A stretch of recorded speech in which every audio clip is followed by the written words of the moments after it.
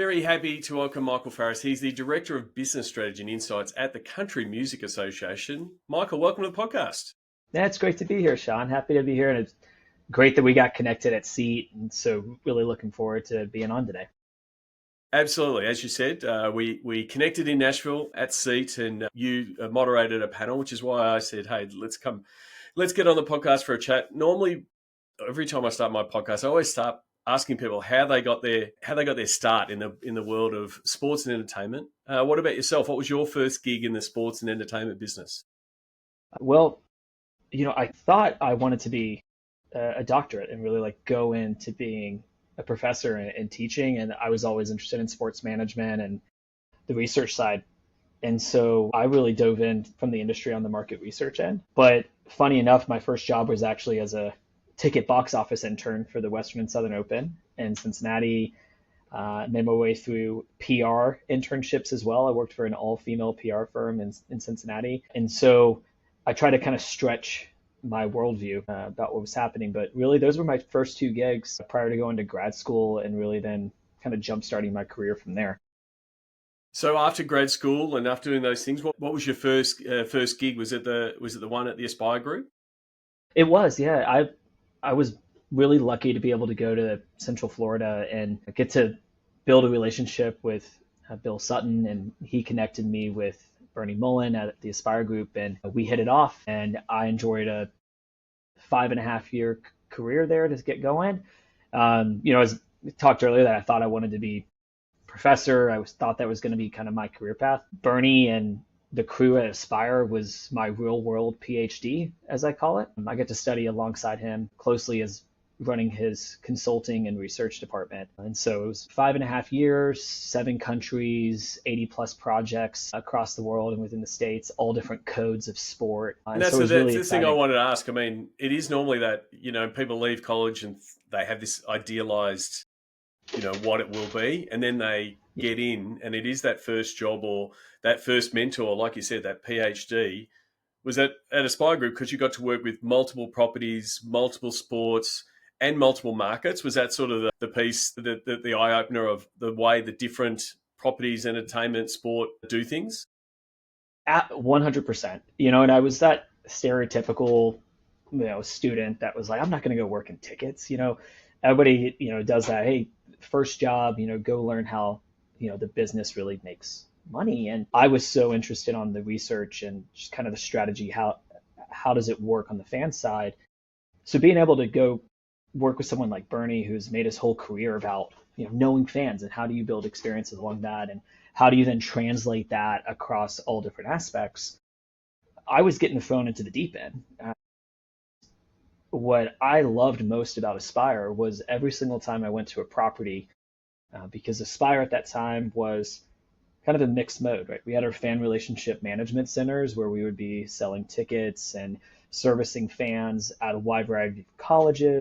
We were doing rugby clubs and all these different pieces all across the world.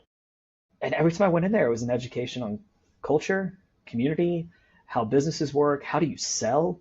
And so I was never directly trained as a salesperson, but I had some of the best salespeople in the sports industry that I got to work with day to day coaching me. And I got thrilled about it. And funny enough now, like I spend a significant amount of my time thinking about ticket strategy and sales and service. And from something I swore off doing when I was in my early 20s, and now I've made a career on it, it's kind of exciting. But it's like one of those things when you don't know and you kind of think you have an anticipation of what your career wants to be. And it's so great to just be kind of pushed in a way, learn, get the exposure, understand the wide view that's out there. It's been a lot of fun. Absolutely. And then, I mean, it's a common theme with a lot of my guests that where they find a little bit of the secret sauce is if I'm bringing in revenue in the door, I'm always going to be wanted. And that's why if this research then helps more people, the cheeks and the seats, the game we're all in, you've got to be able to tie that. And that's, and also that sales piece of being able to tell people, this market resource or research or this fan research or us diving in on this segment is going to bring in money down the track. And so having multiple success stories and case studies must have put you in good stead. Yeah, I think that's one of the things that broke me out of my shell, honestly, because when you're a researcher, and I was trained more academically, I would say initially from the research end, and doing things like looking at fan identification scales and how it impacts how you might build a fan, and thinking about how do I get my paper at the Sport Marketing Association, right? It's a really different Hmm. mindset than going to a collegiate client who, their reports tended to sit on shelves. It was like a moment in time, and like they got this heavy-handed report.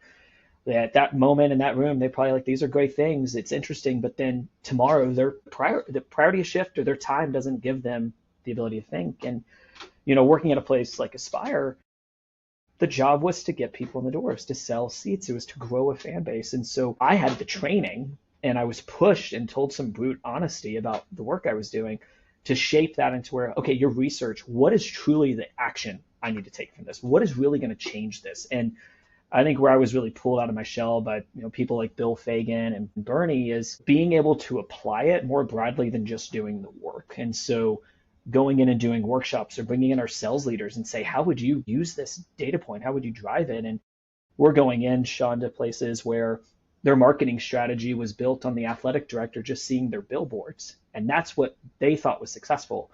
To then that collegiate property wanted us back every single year because they were getting hard data. They were using it as a 3-hour workshop. They were building action plans from it. And we were coming back and checking in and just keeping that work going. And I think that's what got exciting, is like once that clicked for me, that it's not just like research for research sake, or it's not just like, hey, you should be doing this and someone coming in and telling you that, but it's really helping them on how to do it and just being a support for them. That's when it got really exciting. And I was like, this is what I want to be doing, with my career. And Aspire just like was the aha moment for me on that. Absolutely, absolutely. So in 2018, you came to the Country Music Association in a consumer research role. Was it, uh, uh, yeah, what was that initial role and initial going into a permanent role, as opposed to that consultant of checking in and, not really having the skin in the game, either directing people and setting up the process and then handing it back? How was it going into a role and owning it? Yeah. I mean, that's one of the main reasons where I was kind of influenced about transitioning. I mean, to be honest, it was more of a family life cycle thing that kind of forced me out. I was traveling quite a bit. I would say like 60 to 7% of my time I was on the road, and I had my first child on the way, and my wife was like, this ain't gonna work. And I looked for another passion point, and I've always been really big on the music side. I'm a massive bluegrass fan, kind of raised on country music, being from Kentucky. And when the opportunity came open, it was actually a step back in my career. I was kind of in this place at Aspire where I was like really leading, a research and strategy department and being coached up by C-level execs. And I was probably in a lot of rooms that, I wasn't ready for at that moment. And I was being coached into them. And it was a really special place to be. But, when it was right for the family, one of the things I also thought about too, Sean, was like, okay, this is my time to see, like, do I have the chops? Do I have the ability to go to a place, put the work in, learn from them, understand what the strategy is, do research on behalf of them, and then actually achieve some goals together as a team. And that's what's been really special about the Country Music Association, because we have the ability to do that not just with our country music fans, but also on the industry side, because we're serving them as a trade association. But it's been really special to actually put your hands on it and then grow. And so when I was brought in on the consumer research side, honestly, my focus was really different than Aspire, because I thought a lot more about what was happening in the country music industry and how do we talk about that as a trade association, versus what was taking place necessarily to fill a house, for a sport team. So yeah, just give some explainers to people who don't know, I guess, what the Country Music Association does. You sort of talk about it as a trade association. What are the key pillars of what CMA does? Yeah. Most people are going to hear CMA and immediately think about November and watching the CMA Awards, especially if they're, a pretty engaged country music fan. And we're the pinnacle award show for the country music format. We also put on a 4-day music festival in Nashville in early June. It's one of the largest festivals in the US. But beyond that, both of those entities really support our work to uplift what's happening in the industry. And so we have over 7,000 members that work all across the music industry landscape. We have artists, we have people that are marketers and people who think about publishing deals and songwriters to the riggers going out and supporting, one of the amphitheater acts that are touring, right? Anybody that works and breathes country music can be a member of ours. And we provide a slew of benefits. One of the primary benefits being things like research and making sure they're aware and understand trends. But we also do things like providing health insurance, right? So if you're a CMA member, you can qualify to get health insurance through us. So we support massive mental health initiatives, and we try to make sure that we're constantly on where the industry is going and how do we then support those individuals. We have a women's leadership academy and all these ways we can uplift the professionalism. But we also have a foundation that works in music education. And so the proceeds for CMA Fest directly support the foundation as much as it also supports the trade association. So we have kind of a broad skew. Like there's a fan focus, of course, with our two kind of TV properties and also our CMA Country Christmas event as well. And, we sell tickets for those. There's a TV show, there's a fan base to build. But then on this other piece, there's an industry element, as well as the foundation and kind of the music education space. So we're thinking about all three of those buckets across every single team here at CMA, and our staff kind of grows in that all three of those directions at once, if you will.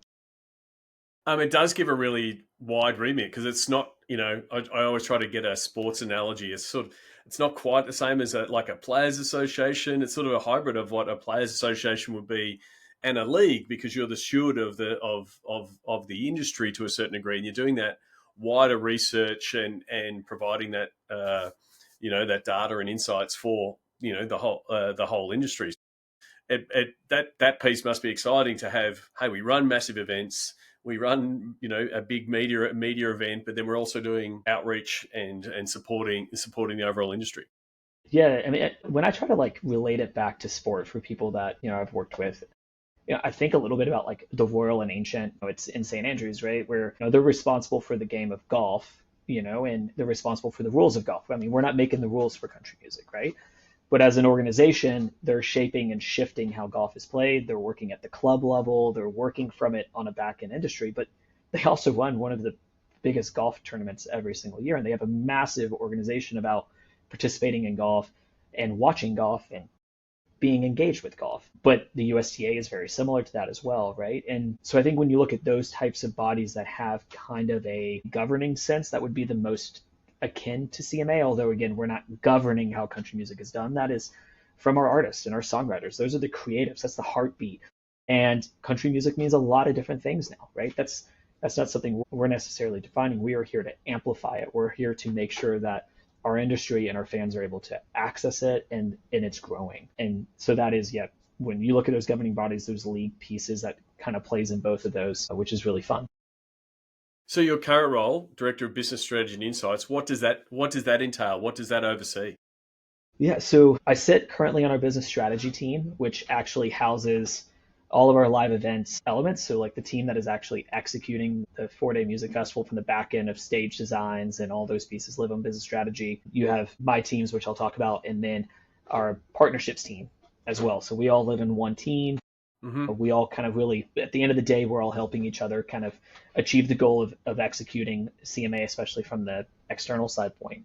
My three particular functions are ticketing. So I get to lead all elements of ticketing across CMA Fest, our Country Christmas event, as well as the awards. Scale of ticket strategy, how we're actually, scaling the house and filling the house, to all of our new premium pieces, to how we're working across our venues with the box offices, and what are we doing from a strategic angle to kind of grow revenue across that. That all kind of fits within that ticketing remit. I also lead our Insights team. Insights is more geared towards our trade association. So we're doing initiatives like understanding the diverse audiences with country music and doing custom research on that. We're going out and building country segmentations. And right now we're actually in a massive project where we're looking at how do we define and create a tool that allows us to be able to define who country music fans are here in the United States, Canada, the United Kingdom, and Australia. All four of those markets are in our study right now. So we're doing that type of work. And then the last function that I'm involved with and get to lead is our data architecture team, which is in essence a business intelligence team It's all of our data warehousing, all of our dashboarding, CRM. We like to say that we're the process team. We're going in and talking to people about what the processes are, and we're thinking about how can we allow people to see more into that. How do we be more efficient? And we work extremely collaboratively across our marketing and IT teams. So what's fun about my role is I feel like we're all very centralized. Like if it's a Hmm. hub and spoke model, like we're the centralized unit that's working and supporting all these other functions across the business. So it's a highly collaborative role that we're trying to really ingrain across all of CMA. It is, yeah, it is very much that, and a lot of teams and leagues have tried it. Is that like that agency model? It's like you're the internal agency servicing all the departments and making sure it works, and it does stay connected.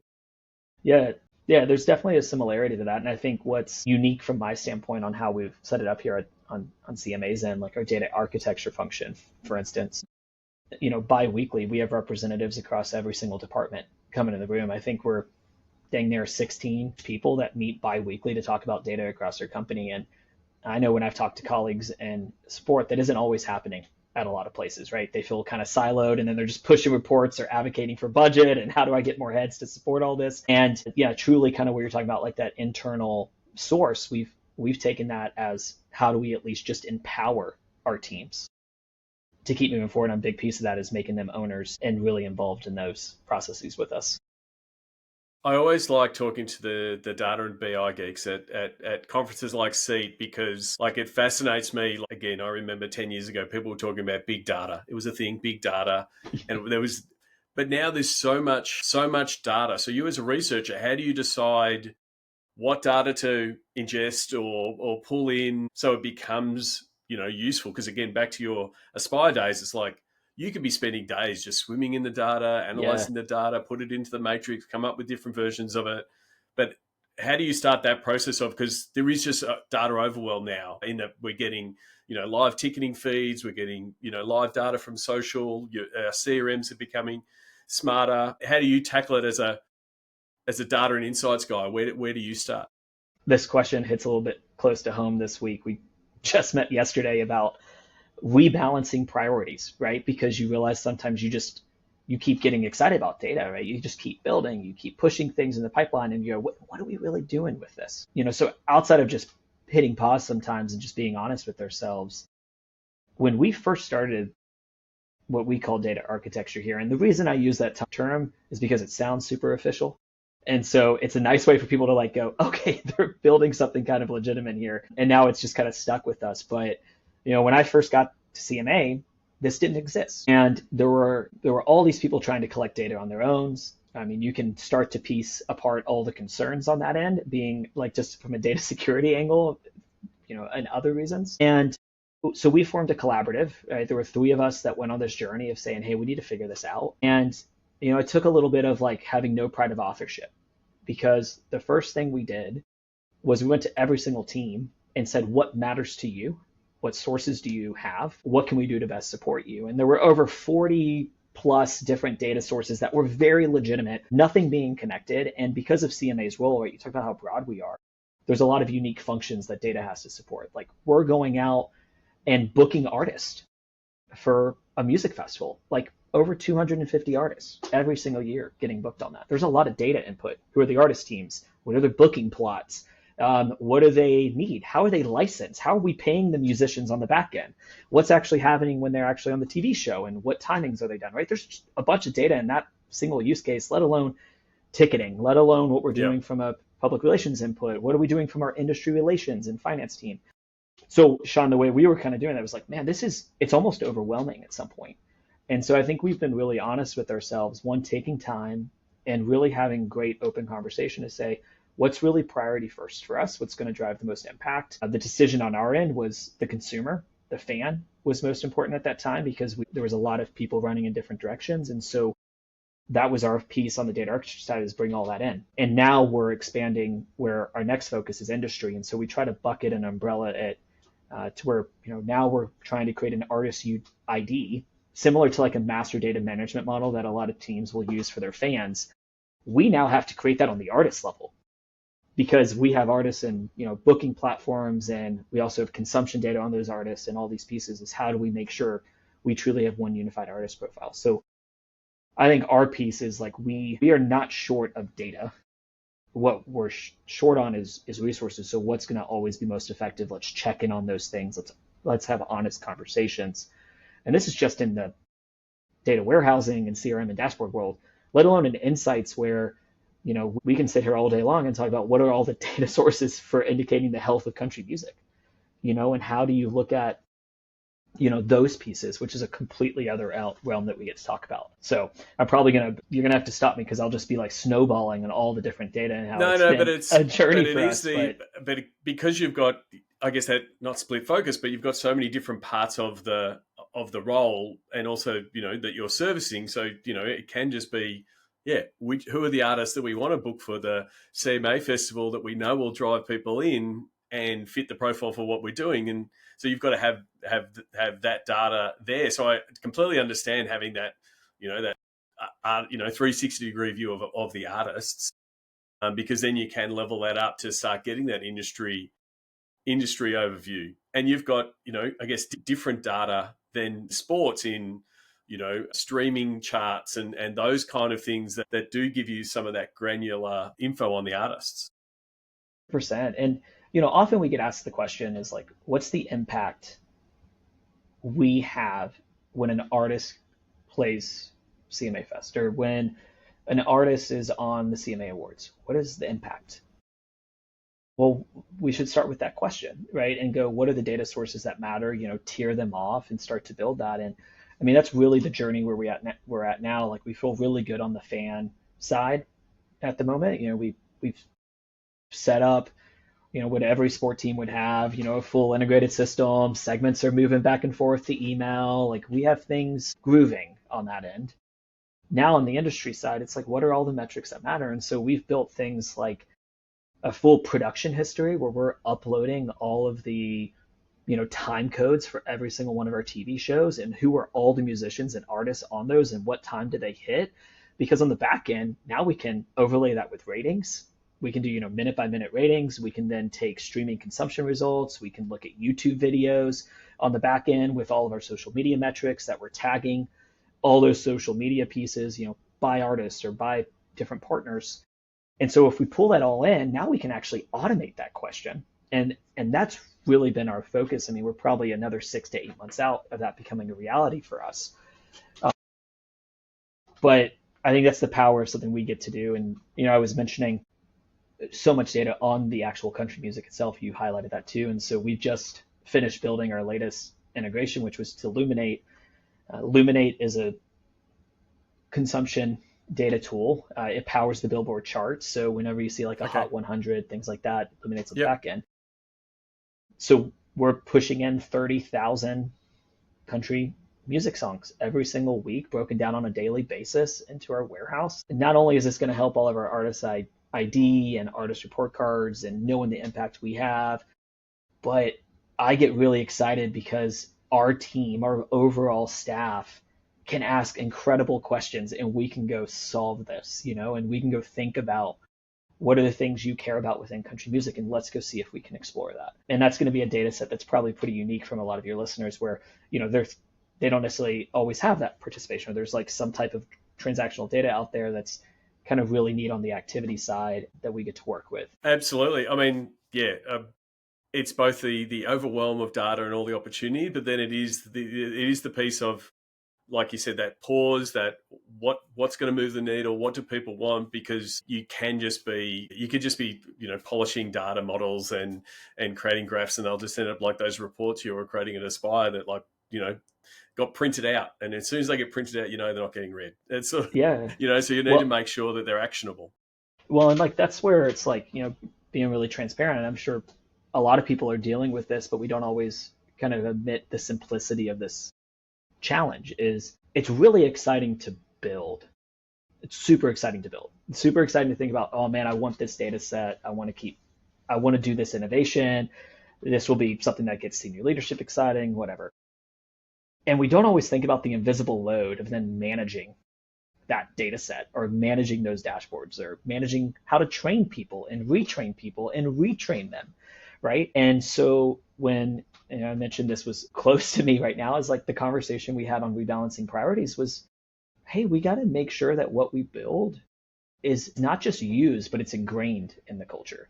And if we don't feel like it's ingrained into what our staff are doing every single day, then we kind of need to back burner some things that feel really innovative, because we need to make sure our existing tools are so well used, because then when we do the innovative stuff, it's second nature, right? Whereas if we build the innovation, I know people deal with this too. You build the innovation, you're upset no one's using the first thing that you built. Well, it's because we didn't take the time to let that truly bake. And so, I mean, that's a constant pull and tension with, I think, the scope of what we're trying to do, fan, industry, tons of data sources, is making sure we kind of have that balancing act more aligned. Absolutely. It's not like Field of Dreams. You can't just build it and they will come. You need to build it, make sure they use it. And if they're using Yeah, it, then it's worthwhile continuing to sort of have that cycle. I want to move away from the data tech build piece yeah, around the ticketing role. I mean, we've seen in the sports space the live experience and the premium experience and leveling up the experience to be a big driver. Obviously, you run a CMA Fest, and obviously got that ticketing piece and the insights piece. So how do you go about supporting, I guess, that trend? Because I'm assuming that trend, and we're seeing music concerts and that all level up, and everyone's looking over their shoulder at other industries. How are you trying to level up what you're trying to do in the event space? yeah. I think the first piece on our end is like we are formalizing our ticket practices a lot. I would probably say that when I first was able to kind of start getting into the ticket role here, we let a lot of it go, right? We were putting it in kind of an automatic. We had a box office of record with the venue, TV was in the building. Like we kind of just threw it up. We were, a little undervalued. We weren't maximizing all the seats. And so for our end, like to match where the industry is, we've had to spend about 3 years investing in making sure our inventory and pricing and okay, let's take this in house because it makes sense, or let's make sure we're building resources. And resources aren't just people, it's tools and things like that. Let's change how we think about that. We've been really investing in that. And I think what's great is now we are on the springboard to what do our fans want next. And we're building our plans for what is our fan service philosophy, right? That's not a question we've solved yet. So let's bring all that stuff to the table. We get a really incredible opportunity that in 2027 we'll be able to move into the new Nissan Stadium that the Titans are building. It's going to be a really incredible facility. So it also provides us an opportunity to kind of pause for a moment and go, what is the fan experience for CMA Fest? What do we want that to be? What do our fans want it to be? What's the TV product that we want to have? Like, how do you balance those pieces while maintaining the P&L, right? It's not just about gross revenue. It's about the P&L, right? At the end of the day, we like to talk about gross. Big numbers are interesting and people tie them. But I think we at CMA really try to talk about that P&L, and we can get to it in very different ways. So we're actually, even just this week, going and starting to ideate that. What's the modern concert experience that you might see at a Coldplay, a Luke Combs show? What are they doing, and how do we take pieces we really like? How do we make sure it's still CMA Fest and feels really unique? Because it's pretty much a jukebox of the most amazing country music for 4 nights in a row. So how do we make it special, defining those pieces? So I would say that's an area we're still really growing and evolving in. We've had some massive strides on the ticket end, and now we're starting to really actualize. Like we're moving to that last stage of Maslow's hierarchy of needs, if you will. Like we've gotten our house in order, we got our psychological needs set, we've moved on to those things, and we're starting to really get to the top of the pyramid and starting to actualize who we really want to become. Yeah. I mean, for mine, I do think sports is learning a lot from the music industry. I mean, that premium tier of ticket that, here's the exclusive ticket that might have the meet and greet or the backstage pass, all that kind of stuff. It has been a long staple, but it keeps getting leveled up in the Yeah, music and concert industry. It's like, the ticketing gets launched. We're recording this. Taylor Swift was just on was on a podcast and broke the internet again. But like those kind of models of, hey, this is how an album gets dropped. But like those concert launches and the way that they're priced is something that, sports is looking to do in their premium experience space. Like you can't do a meet and greet at a hockey game or a basketball game before the game, but like how can they do that experience? yeah. Well, and I'm sorry that I'm not Taylor Swift dropping my album announcement on your podcast. I know that would really help you. But, I think when I look a lot more of like my comparison of like working in music and working in sport, ticketing tends to be where I kind of find center is, we've been doing chalk talks and all of these really incredible group experiences for so long. And I think what's interesting about music is, where sports sometimes takes those experiences and thinks about them as a group ticket buy, like a quantity play, because we have, a lot of games and all these pieces. Music's coming to a city for one night and then they're Yeah.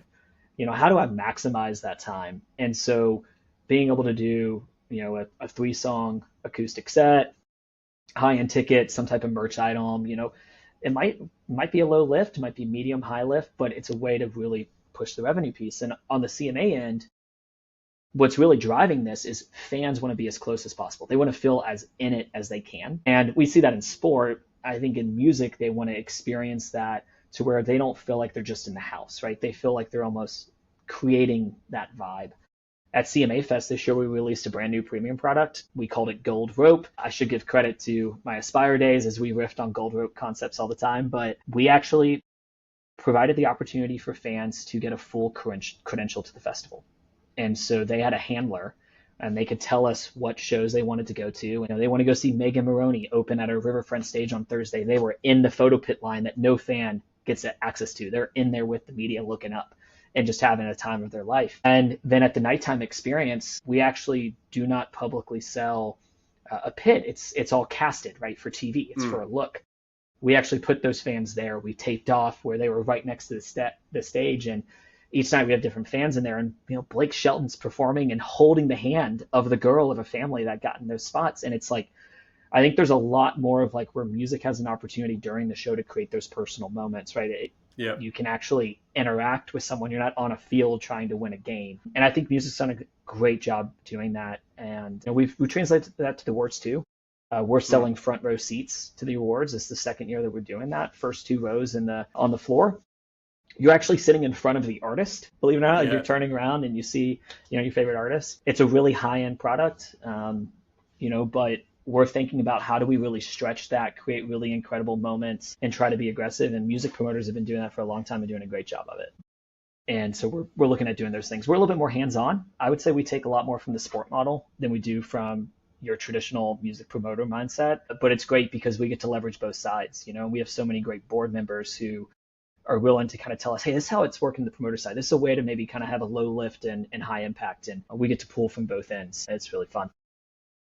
I mean, the usefulness of having those properties is one, obviously revenue generating and those kind of things, but also it's your petri dish. It's your way to test things for the industry. You're saying, well, we're seeing what's happening in concerts. We're seeing artists having success here. We're going to try it with ours. We're going to do our own little twist, whether it's a gold rope or giving it. And then you go back to education mode and trade association mode and tell promoters and you tell logistics people and venues, oh, this is what worked. That's it. And I think I love the term petri dish because I think that we're a culture at CMA where we're not afraid to talk about ideas.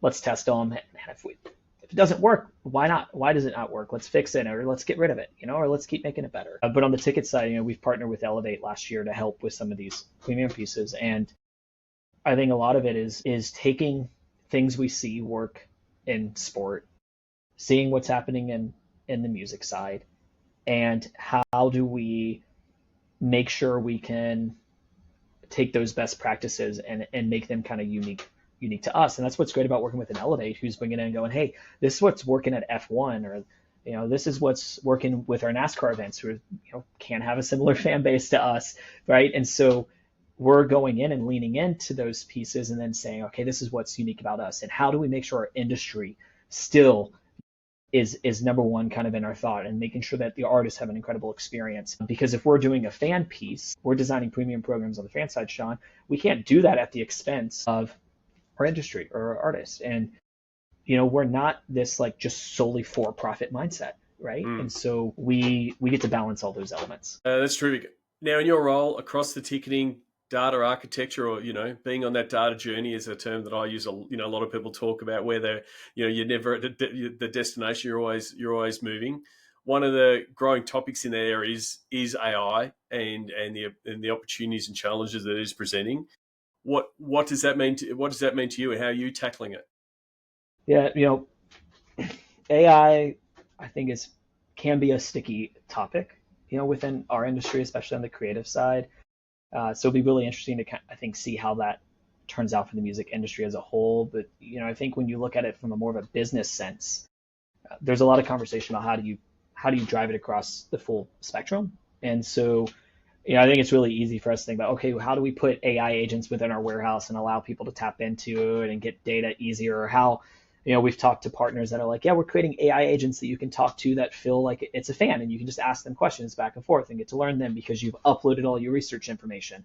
That stuff's great. But I think we're also thinking really practical. We're a staff, when we talked about really broad focus, we're a staff with a lot of departments, and each department has a slim number of people. How do we make it more efficient? And I kind of like the fact that our finance team, our individual who oversees finance, is actually kind of a tech nerd on the back end. I don't know if he would admit that straight up, but he gets excited because he's like, man, I did this coding on the back end, and now I know how to do these things. And we actually have all of our finance data, wrapped into our warehouse, and so we're talking about how do we use AI or different forms of kind of automated processes to actually help with general ledger entries. How do we take that off of our team so now we can think and do our reporting or think about our finances different? How do we create P&Ls and bucket them differently? And it's like we don't often think about that as a focal point. We get really excited about the fan end or consumer or kind of revenue piece. And for us, I get really excited about the back end. I'm like, man, that's an incredible use case, right? It's one that Yeah. should work. It's a great example. You get success and go, okay, here's our next way of doing it. But it's fully applicable to other things we do. If we can create some type of coding exercise, we should be able to do that across different things we do on the survey side or different things that we're doing with our production Bible and artist IDs. So that's kind of where we're thinking about it, is like small steps, really think about practical things, efficiencies. I think that's the thing. It is about, I guess, setting some structure around it. But that use case of the closet geek, so to speak, that wants to get into a bit of coding in the finance team, like you want the people who are intentionally, curious about the technology and how it can help them, because they know the problem. And so back to that problem, you don't want to build something that they don't want. If they go, getting these PDFs all the time and having to transcribe them and put them in the system is a real pain and it's a real drain on my day. Can it do it? And we're like, well, yes, it can. Let's look at it. And that being curious and then sort of having some process on how to do it, but also having it company wide, because everyone's using it in some form or another, whether it's to help them write an email or to take the meeting notes from a Zoom meeting. Like, it's all being used in different ways, but sort of getting some structure around it. But like, I guess rewarding the people who are going to be curious, because the people who don't want it or aren't curious don't want it. Like, they're quite happy with Yeah. their process. So I think it is one that, obviously, that I'm a big believer in the, AI automation. How can you make things happen quicker? I'll hit a few buttons after this interview and a chunk of the podcast production is done because I'm just leaning into the tools. But you need to have that, guys, different parts of your org and be champions for it a little bit. Well, 100%. I mean, I really like where you pick champions. And right, that goes back to our data philosophy and how the team is done, right? Bi-weekly, we're bringing people together. Well, that's because they're champions. They're our power users. They're the ones that are going to go talk to their team about, I was able to do this. And we've been asking our team when they say, hey, we'd really like to see this edit in CRM. We want to do this dev. I think our first question is, well, what's the intensity and value of it? Right? How many hours or minutes are you spending on it? If we created this, what's the routine? And then educating them on how much development time it really takes. So now it's a collaborative decision on building. And it's the same thing on the AI side, right? Because everything on the AI side sounds simple in theory.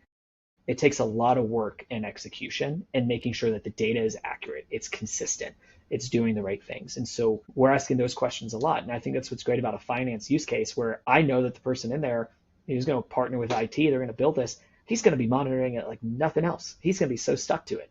So it's going to work. He's going to champion it. And we're going to be able to go, hey, this actually took this amount of time to do. It's not like flipping a light switch. And if you're going to be on that journey, we'll go with you. And you can iterate with us. You can see how the sausage gets made. It's not always pretty. But if you are a champion and you're dedicated and you're energetic, we're going to get to an endpoint that is going to be beneficial. Well, you're in a role where you're lucky enough to see the 30,000 foot view of the country music industry.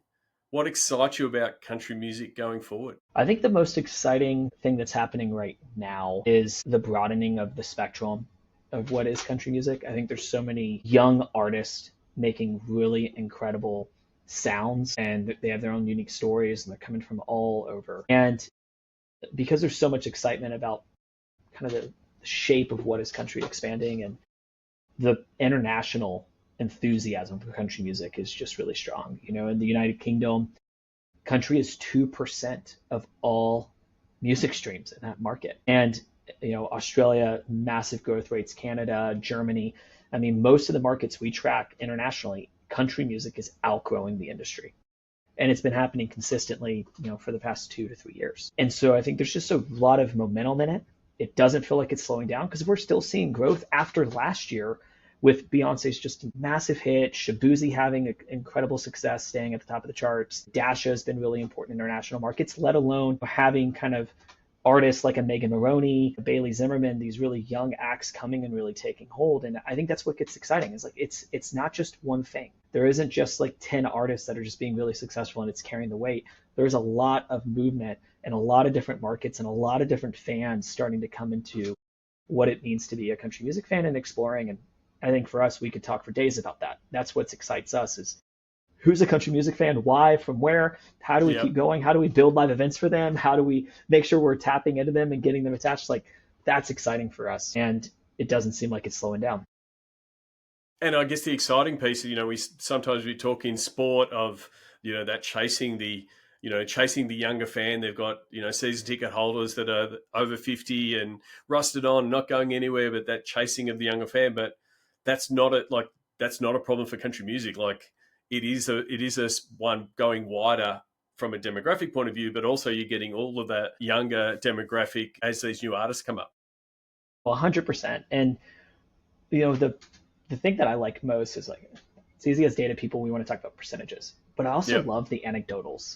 I love talking to promoters that are like, man, I've been in Germany for decades and we've switched from, kind of older leaning fans that wear cowboy hats, almost look like they're doing cosplay, coming to country shows to, really young hip kids. There's a vibe, and right, we hear that all over. And I think when people see something and they start to believe it, it gets really exciting. And so, I think our challenge, this is the fun piece, is like, we're not necessarily building a marketing campaign for a sport team that's attached to a city or some type of, sport complex where it's like wins and losses. Like we want to drive that. And because of that, we have a fan base that's really broad.